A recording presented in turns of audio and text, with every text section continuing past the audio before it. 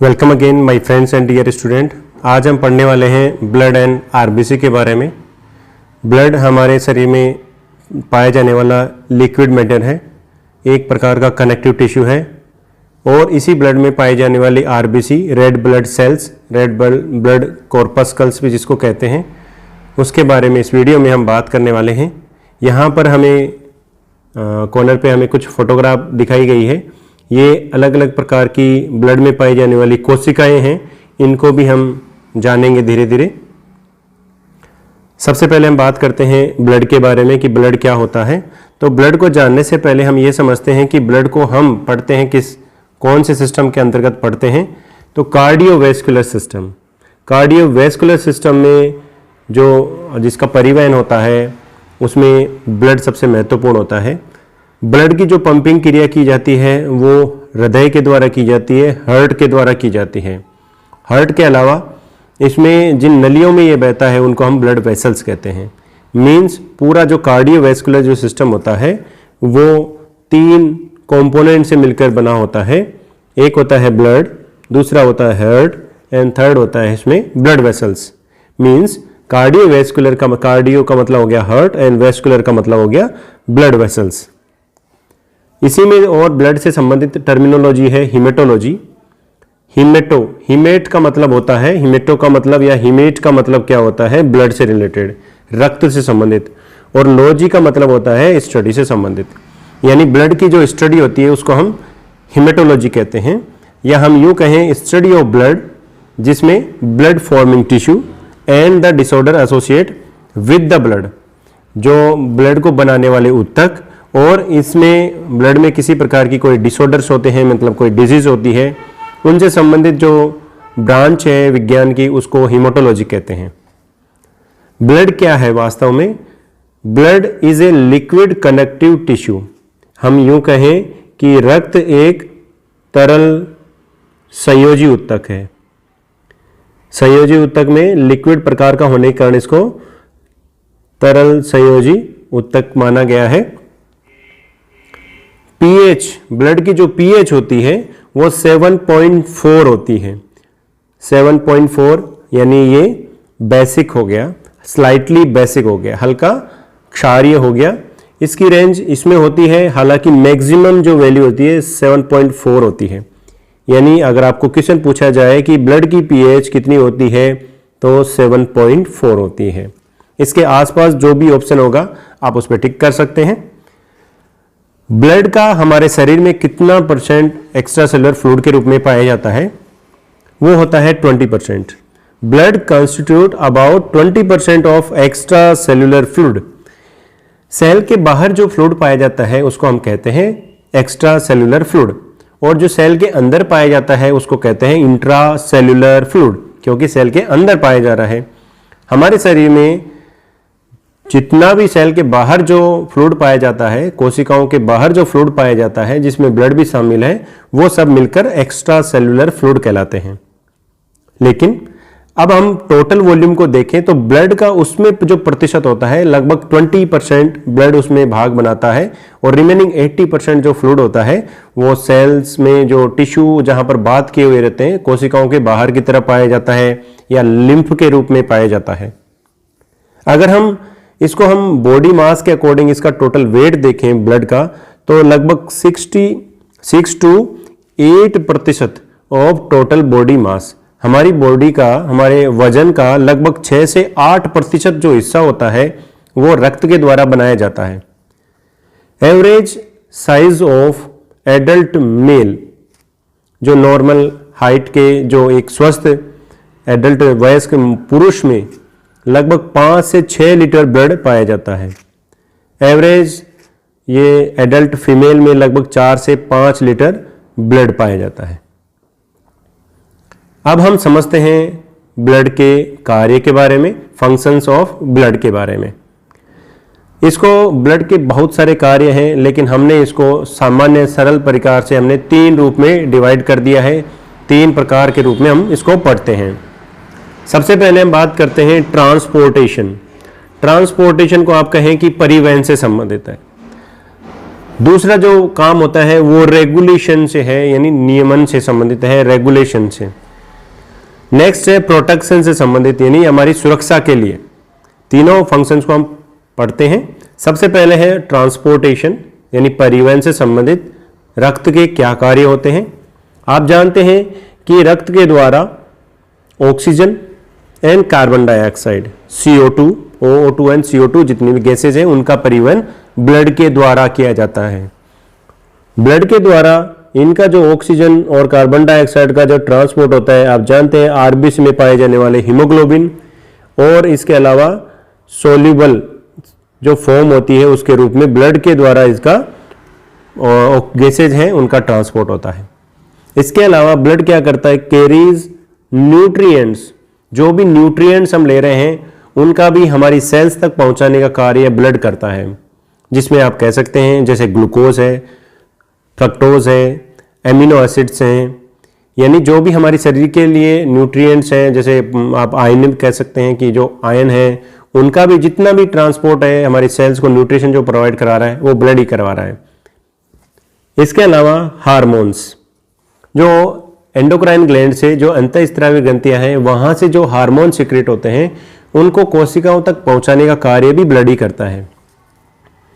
Heat, यानी हमारी body का जो टेम्परेचर है उसको बनाए रखने में ब्लड का बहुत ही महत्वपूर्ण योगदान होता है। जैसे कि आप महसूस करते होंगे जब अधिक मात्रा में गर्मी हो जाती है बाहरी वातावरण में तो हमारे शरीर से हीट जनरेट होती है, मीन्स हमारे पसीना आने लग जाता है। तो क्योंकि ऐसा इसलिए होता है ताकि अधिक हमारा जो शरीर का जो तापमान है वो कांस्टेंट बना रहे, ठंडा हो जाए। ऐसे ही गर्मियों में हमारा शरीर बाहर के वातावरण की तुलना में थोड़ा गर्म रहता है, तो हमारे जो हमारे टिप्स हैं जैसे अंगुलियां हैं, नोज है, ईयर पिन्ना है, ये ठंडे हो जाते हैं ताकि हीट का कम से कम लॉस हो। तो हीट को बरकरार रखने में भी ब्लड मदद करता है।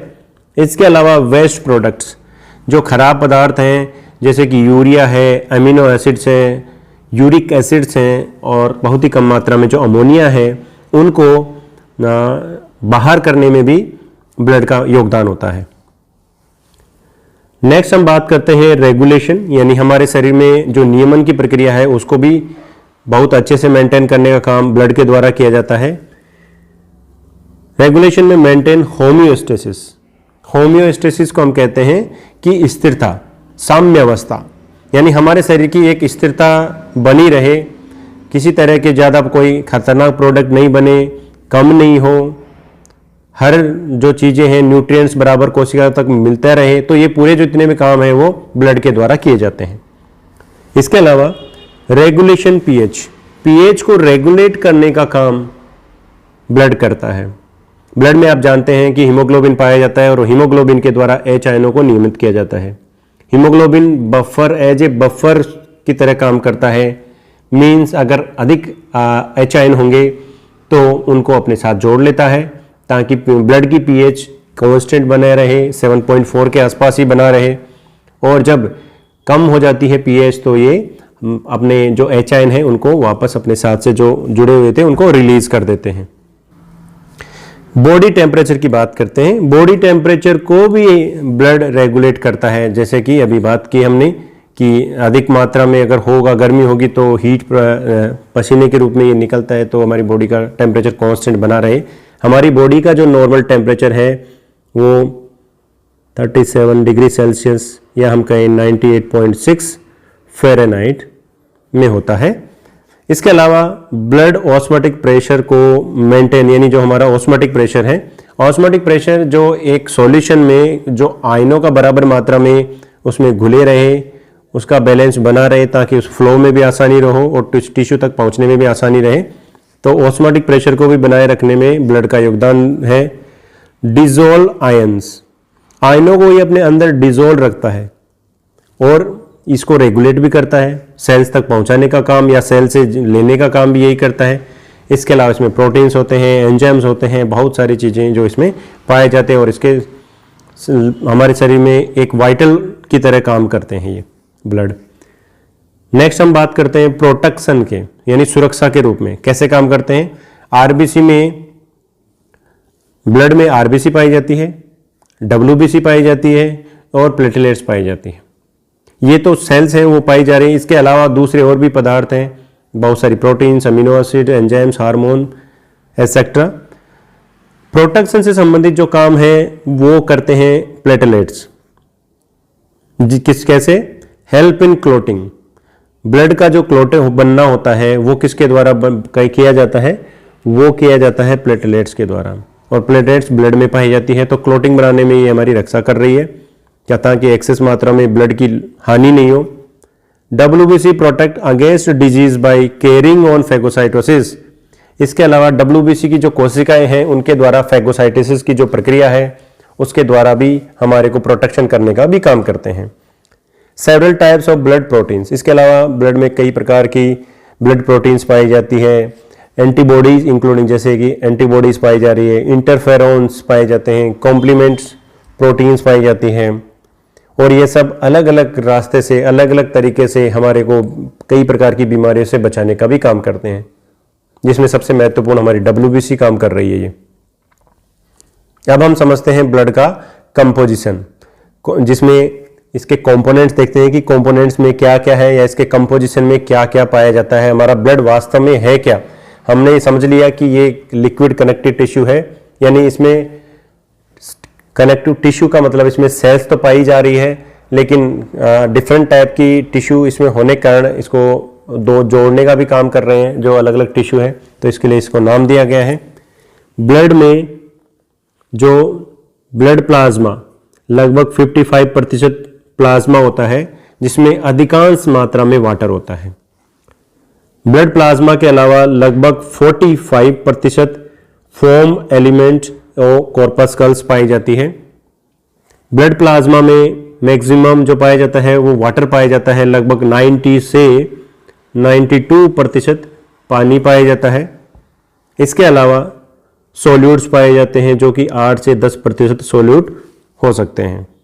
सोल्यूट्स में प्लाज्मा प्रोटीन हो सकती है, और प्लाज्मा प्रोटीन का जो रेशियो है, जो टोटल हम इसको देखें 8.5 या हम 8 to 10 में सबसे ज़्यादा जो प्रोटीन्स पाई जाती है और इनका परसेंटेज 7% होता है। अदर में देखें सॉल्ट्स पाई जाती है, गैसेस पाई जा रही है, न्यूट्रिएंट्स पाए जाते हैं, हार्मोन्स पाए जा रहे हैं, वाइटामिन्स एंड वेस्ट प्रोडक्ट्स पाए जाते हैं। प्रोटीन्स में पाए जाते हैं उसमें एल्बुमिन सर्वाधिक मात्रा में 54% पाई जाती है, ग्लोबुलिन्स पाई जाती है 38%, फाइब्रिनोजन पाई जाती है लगभग 7%। फाइब्रिनोजन जो कि ब्लड क्लॉटिंग से संबंधित है, यानी जो प्रोटीन है डोमिनेंट पाई जाती है एल्बुमिन, उसके बाद में जो लेस डोमिनेंट है वो ग्लोबुलिन, और फिर है फाइब्रिनोजन। और इनका निर्माण कहाँ होता है? हिपेटोसाइट सेल्स में, यानी लीवर की जो कोशिकाएं हैं, यकृत की जो कोशिकाएं हैं, वहां पर इन प्रोटीन्स का निर्माण होता है, और निर्माण होने के बाद में ये ब्लड में आ जाते हैं। दूसरा जो ब्लड का पार्ट है वो है इसकी कॉर्पस्कल्स, यानी जो कोशिकाएं हैं उसका, उसमें शामिल है RBC, जिसको हम कहते हैं रेड ब्लड सेल्स, या हम कहें कॉर्पस्कल्स। दूसरा जो टाइप है वो है WBC, जिसको हम कहते हैं वाइट ब्लड कॉर्पस्कल्स और सेल्स। और जो थर्ड टाइप है वो है platelets. WBC and platelets occupy less than 1% of foam element. जो फोम एलिमेंट है या हमारी जो सेल्स है जो ब्लड में पाई जा रही है, उन सेल्स का टोटल का 99% भाग जो बनाता है वो RBC के द्वारा बनाया जाता है, और लगभग 1% भाग या उससे भी कम प्रतिशत भाग WBC और प्लेटलेट्स के द्वारा बनाया जाता है। एक अनुमान के अनुसार लगभग, हमने स्टडी के आधार पर लगभग 800 या 700 से 800 अगर RBC होगी तो लगभग 1 भाग WBC पाई जाती है। तो इस प्रकार आप इस अनुपात से भी अनुमान लगा सकते हैं कि RBC की संख्या बहुत अधिक होती है, जबकि WBC और प्लेटलेट्स की संख्या काफ़ी कम होती है। अब हम समझते हैं पहले जो प्लाज्मा है उसके बारे में थोड़ा सा और जान लेते हैं कि वास्तव में प्लाज्मा क्या है। प्लाज्मा भी बहुत ही महत्वपूर्ण होता है। प्लाज्मा में कुछ कंटेंट्स पाए जा रहे हैं, जिसमें सबसे अधिक मात्रा में हमने जाना कि वाटर पाया जाता है, और वाटर का इसमें जो प्रतिशत होता है 90 से 92% होता है। इसके अलावा इसमें ऑर्गेनिक सब्सटेंसेस पाए जाते हैं, एल्बुमिन पाए जाते हैं, फाइब्रिनोजन, ग्लूकोज जो कि हमें एनर्जी प्रोवाइड करवाएगा, amino acids, fatty acids, glycerol, hormones, enzymes, urea, uric acid, less amount में अमोनिया, इस तरह कई प्रोडक्ट और पाए जाते हैं। इसके अलावा इनऑर्गेनिक सब्सटेंसेस में sodium ion, potassium ion, calcium ion, magnesium ion, chloride ion, bicarbonate ion, phosphate ion और सल्फेट आयन, ये सब पाए जाते हैं। अगर वाटर का हम प्रतिशत देखें तो वाटर लगभग 90 से 92% पाया जाता है। ऑर्गेनिक सब्सटेंसेस को देखें तो 8 to 9% और बहुत ही कम मात्रा में इनऑर्गेनिक सब्सटेंसेस पाए जाते हैं। फंक्शन को देखें तो वाटर सर्कुलेशन में योगदान देता है, regulation of BP, blood pressure को रेगुलेट करने में और ब्लड का वॉल्यूम रेगुलेट करने में वाटर कंटेंट महत्वपूर्ण होता है। ऑर्गेनिक सब्सटेंसेस में ये ऑस्मोटिक प्रेशर उत्पन्न करते हैं, जिसमें सबसे ज़्यादा प्रेशर के उत्पन्न करने का काम एल्बुमिन प्रोटीन का है। ब्लड क्लॉटिंग फैक्टर के रूप में फाइब्रिनोजन पाया जाता है। न्यूट्रिएंट्स पाए जाते हैं जो कि इसके अलावा रेगुलेशन का काम करते हैं। बायोकैटालाइसिस मतलब एंजाइम्स पाए जाते हैं। सेल्यूलर फ्यूल पाए जाते हैं, एक्सक्रीटरी प्रोडक्ट पाए जाते हैं। इसके अतिरिक्त इनऑर्गेनिक सब्सटेंसेस में, इनऑर्गेनिक पदार्थों में, अकार्बनिक पदार्थों में मेंटेन पोटेंशियल, जो सेल का एक पोटेंशियल होता है, ऐसे ही ब्लड का पोटेंशियल को बनाए रखने में और ब्लड की पीएच को बनाए रखने में ये योगदान देते हैं। अब हम बात करते हैं, इस ऑल ओवर प्रोसेस को समराइज करने का प्रयास करते हैं। हमारी बॉडी का जितना भी वेट होता है उसमें जितने भी फ्लूइड पाया जा रहा है उनका प्रतिशत 92 हो, जितना भी फ्लूइड पाया जा रहा है उनके बारे में बात, जबकि ब्लड का उसमें कंटेंट होता है सिर्फ 8% भाग। अगर हम एक्स्ट्रा सेल्यूलर फ्लूइड को लेते हैं, सिर्फ जो हमारा एक्स्ट्रा, ये तो ऑल ओवर फ्लूइड हो गया जो सेल के अंदर भी पाया जा रहा है, अगर एक्स्ट्रा सेल्यूलर फ्लूइड जितना भी है उसके अनुपात में देखें तो ब्लड का हिस्सा बनता है उसमें 20%। टोटल ब्लड में जो पाया जाता है, हमने जाना फोम एलिमेंट पाए जाते हैं, मतलब सेल्स पाई जा रही है, और ब्लड प्लाज्मा पाया जाता है। ब्लड प्लाज्मा 55% होता है, यानी 55% होता है, और फोम एलिमेंट होते हैं 45। फोम एलिमेंट में अलग अलग प्रकार की कोशिकाएं पाई जा रही है। ब्लड प्लाज्मा में हमने जाना प्रोटीन पाई जाती है, वाटर कंटेंट पाया जाता है, अदर सोल्यूट्स पाए जाते हैं जिसमें ऑर्गेनिक और इनऑर्गेनिक पदार्थ पाए जा रहे हैं। प्रोटीन्स में एल्बुमिन, ग्लोबुलिन, फाइब्रिनोजन और भी कई प्रकार की प्रोटीन्स पाई जाती है।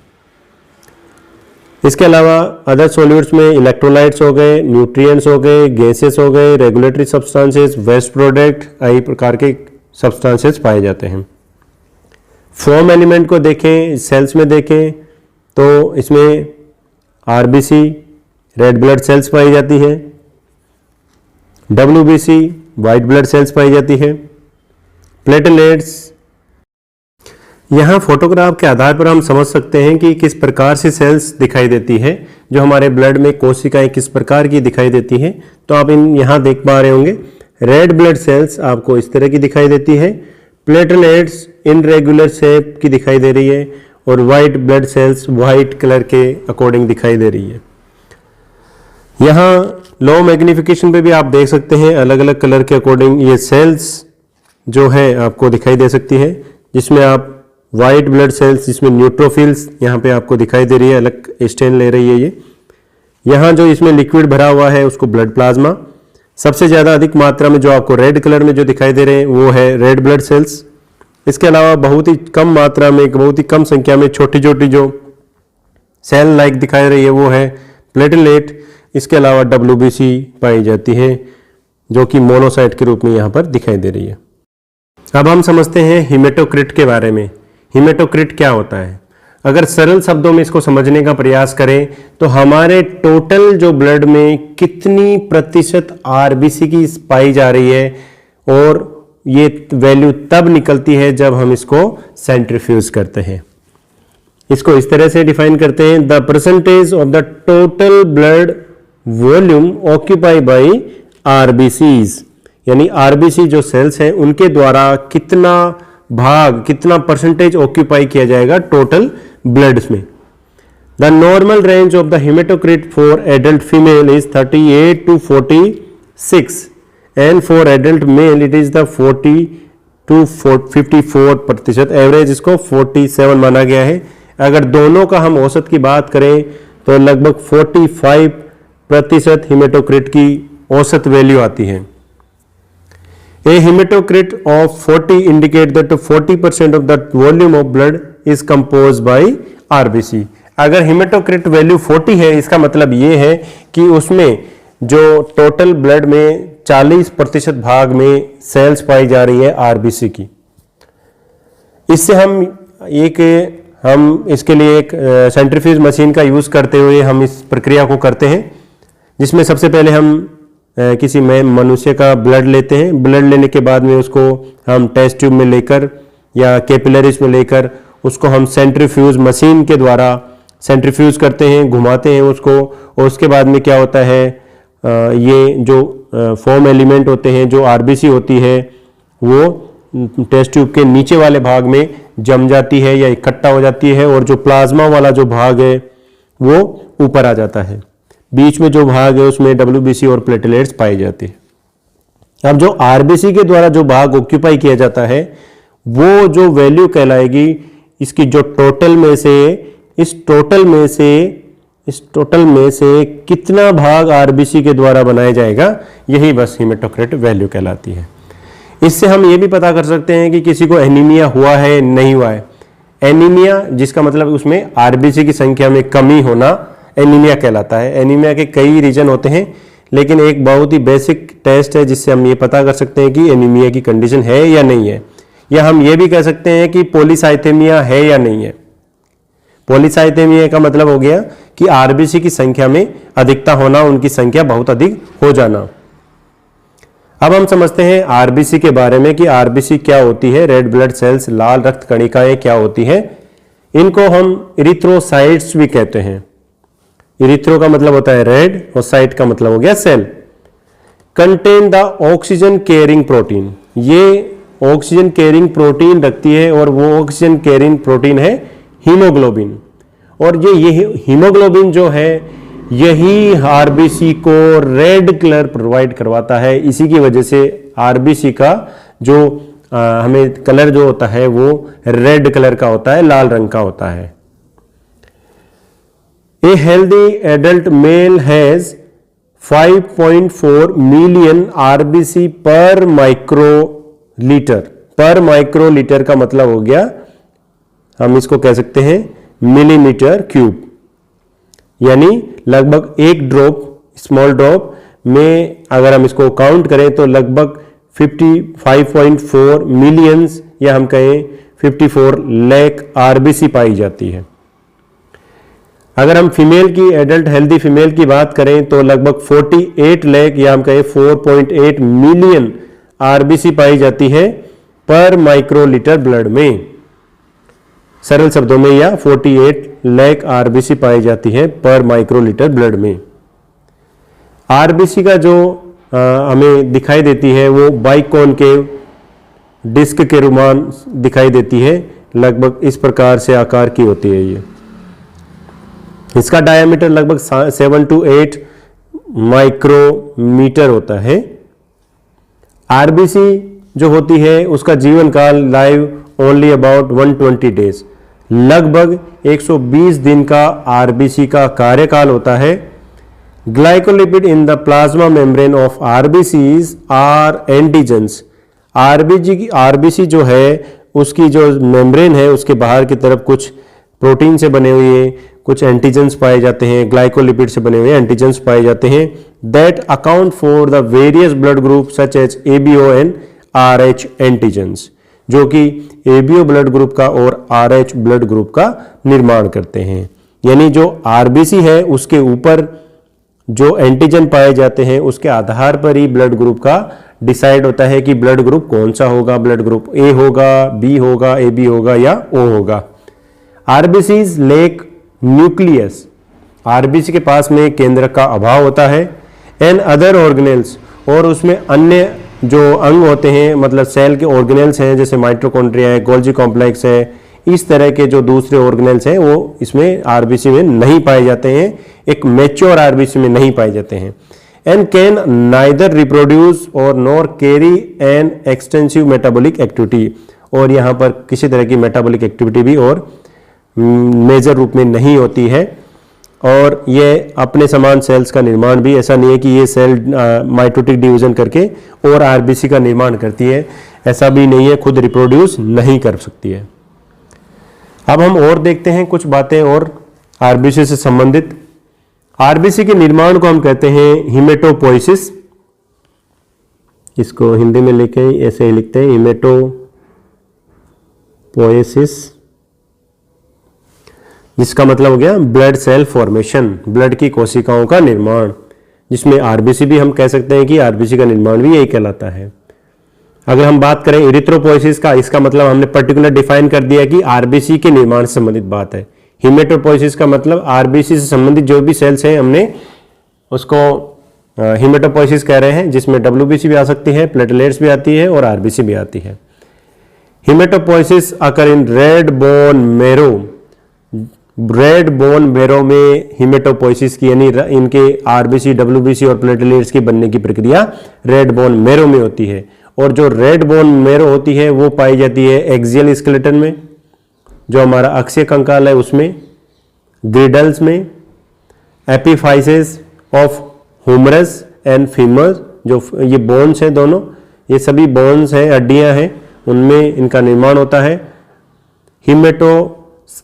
Haemocytoblast give rise to all form elements, जो हीमोसाइटोब्लास्ट जो सेल्स होती है उनसे सभी प्रकार की सेल्स का निर्माण होता है, जितनी भी ब्लड सेल्स हैं उनका। इरिथ्रोपोइसिस इज द हार्मोनली कंट्रोल, जो ब्लड आरबीसी के जो निर्माण की प्रक्रिया है वो हार्मोन के द्वारा कंट्रोल होती है। And depends on adequate supply of, इसके अलावा आरबीसी जो जिसका निर्माण आयरन पे डिपेंड होता है, एमिनो एसिड पे डिपेंड होता है और पाए जाने वाले विटामिन B12 के जो विटामिन है उस पर भी डिपेंड होता है। इसके अलावा जो इरिथ्रोपोइसिस है वो प्रक्रिया अफेक्ट होती है इरिथ्रोपोइटिन के द्वारा, थायरोक्सिन के द्वारा और इंट्रिंसिक फैक्टर के द्वारा, इन सब के द्वारा भी यह प्रक्रिया प्रभावित होती है।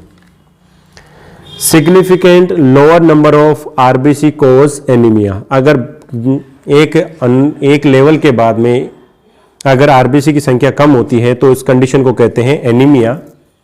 अगर आरबीसी की संख्या में अधिकता होती है तो उसको कहते हैं पॉलीसाइथेमिया।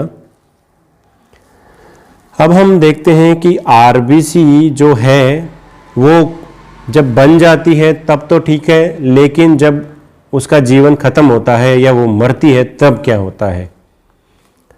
जो हम सामान्य रूप से ये जानते हैं कि आरबीसी का कब्रगाह है, यानी ग्रेवयार्ड्स, आरबीसी का ग्रेवयार्ड्स लीवर और स्प्लीन को कहा गया है। यानी जो आरबीसी है वो टूट जाती है पूरी तरह से, या वो वहाँ पर जाकर मर जाती है, या उनके द्वारा आरबीसी की कोशिकाओं के द्वारा खत्म कर दिया जाता है मैक्रोफेजेस सेल्स के द्वारा।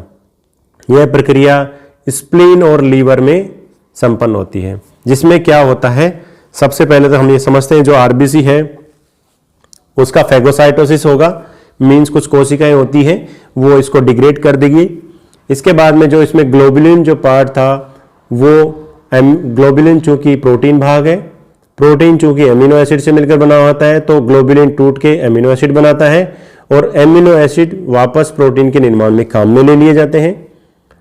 इसके अलावा जो दूसरा भाग है हीम जो भाग है उसमें पाया जाता है आयरन कंटेंट, वो अलग हो जाता है, और रिमेनिंग जो पार्ट है वो बिलीवर्डिन, उसके बाद में बिलीवर्डिन कन्वर्ट हो जाता है बिलीरुबिन, और ये दोनों जो पिगमेंट हैं या तो बिलीवर्डिन है या बिलीरुबिन, ये एक दूसरे में कन्वर्ट होके उसके बाद में बिलीरुबिन जो कन्वर्ट हो चुका होता है वो चला जाता है लीवर में।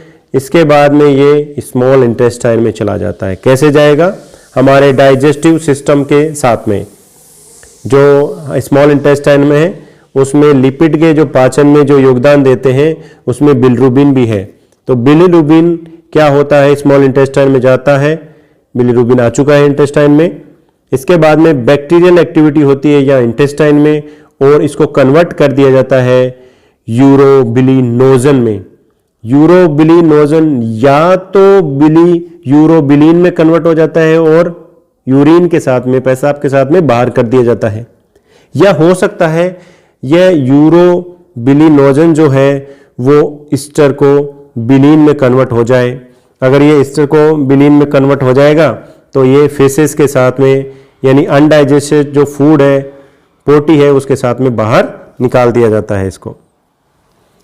अब हम इसका आयरन का देखें। हीम जो भाग टूट रहा था उसमें से जो आयरन कंटेंट है वो ट्रांसफेरिन इसके साथ में जुड़कर ये लीवर में फेरिटिन में कन्वर्ट हो जाता है। Fe जो 3 है वो यहाँ पर इसके साथ में कुछ नहीं जुड़ सकता है अब, लेकिन जब इसको जरूरत होगी तब ये कन्वर्ट हो जाएगा। कहाँ पर? बोन मैरो में चला जाता है और यहाँ Fe2+ अवस्था में आकर ये ग्लोबुलिन, विटामिन B12 और इरिथ्रोपोइटिन मदद करके इरिथ्रोपोरेसिस की प्रक्रिया करते हैं और इरिथ्रोपोइसिस से आरबीसी का निर्माण हो रहा है और आरबीसी पूरे ब्लड में घूम रही है, जो वेसल्स हैं उनमें घूमती है और वापस ये चक्र ऐसे ही चलता रहता है। इस तरह से ये साइकिल चलता रहता है। ये पूरा प्रॉपर साइकिल नहीं है, पार्शियल हम साइकिल के रूप में जान सकते हैं इसको। ये अब हम इसमें लास्ट पार्ट समझते हैं, फंक्शंस ऑफ आरबीसी। आरबीसी के कार्य क्या होते हैं? आरबीसी में चूंकि हीमोग्लोबिन पाया जा रहा है तो ट्रांसपोर्ट ऑफ ऑक्सीजन, ऑक्सीजन का ट्रांसपोर्ट करना। कहाँ से? Lungs to tissue. जो हमारे लंग्स हैं, लंग्स से ये हार्ट है हमारा, 4 चैम्बर, और यहां से ब्लड वेसल्स पूरे शरीर में सप्लाई कर दी जाती है। जो हमारे सेल्स हैं, कोशिकाएं हैं, वहां तक पहुंचता है और फिर वापस यहां पहुंच जाता है। तो लंग्स से तो जो ऑक्सीजन है उसको कैरी करके टिश्यू तक पहुंचाना और CO2 को टिश्यू से लंग्स तक पहुंचाना, एक तो काम ये है। और दूसरा एसिड बेस जो बैलेंस है उसमें योगदान देता है। इसका ट्रांसपोर्ट किस तरह से होता है? आरबीसी के पास में पाया जाता है हीमोग्लोबिन, और हीमोग्लोबिन अपने साथ में कार्बन डाइऑक्साइड का जोड़ लेता है और ऑक्सी हीमोग्लोबिन का निर्माण करता है। कार्बन डाइऑक्साइड को भी जोड़ता है और इसके अलावा ऑक्सीजन को भी जोड़ता है। ऑक्सीजन के साथ में इसका ट्रांसपोर्ट ज़्यादा महत्वपूर्ण होता है क्योंकि ये लगभग 98% जो ऑक्सीजन है उसका ट्रांसपोर्ट हीमोग्लोबिन के द्वारा किया जाता है। तो इस तरह आरबीसी बहुत ही महत्वपूर्ण भूमिका निभाती है क्योंकि हमारे जो टिश्यू है उनको ऑक्सीजन की जरूरत रहती है कई प्रकार की जो गतिविधियां हैं उनके लिए। उम्मीद है आपको ठीक लगा होगा। Thank you.